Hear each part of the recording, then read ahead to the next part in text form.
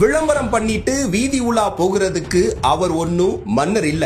மக்கள் பாதிக்கப்படும் நேரமெல்லாம் நேரடியா போய் உறுதுணையா நிக்கிற உண்மையான தோழன்கிறத மறுபடியும் நிரூபிச்சிருக்காரு தலைவர் விஜய். ஆளும் வர்க்கத்தோட அதிகார திமிருக்கு அநியாயமா மகனை பறிகொடுத்துட்டு நாதியற்று நின்ன அஜித் குமாரோட அம்மாவின் கைகள் தலைவர் விஜயோட அரவணைப்புல ஆறுதல் அடைஞ்சிருக்கு. அஜித் குமாருக்கு நடந்தது எதிர்பாராத விபத்து ஒண்ணு இல்ல.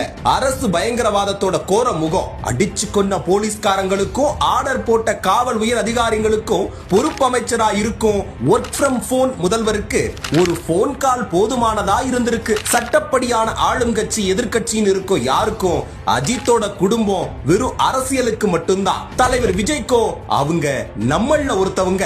எப்போ எல்லாம் மக்கள் விரோத சட்டங்கள் வருதோ, செயலிழந்த நிர்வாகத்தால சொந்தங்களை பலி கொடுத்துட்டு நிற்கதியா மக்கள் நிக்கிறாங்களோ, அப்போ எல்லாம் ஜல்லிக்கட்டு, தூத்துக்குடி துப்பாக்கி சூடு, அனிதா மரணம், கள்ளக்குறிச்சி கள்ளச்சாராய மரணம்னு பாதிக்கப்பட்ட எல்லோருக்கும் எந்த விளம்பரமும் இல்லாம கண்ணீர் துடைச்ச கைகளா தலைவர் விஜயோட கைகள் இருந்திருக்கு. ஒர்க் ஃப்ரம் போன் சிஎம் ஓட அதிகார வெறிக்கு பலியாகும் போது உங்களுக்கு ஒண்ணுனா நான் கண்டிப்பா வருவேன்ற தலைவர் விஜயோட நம்பிக்கை வெறும் சொல் இல்ல, அது செயல்.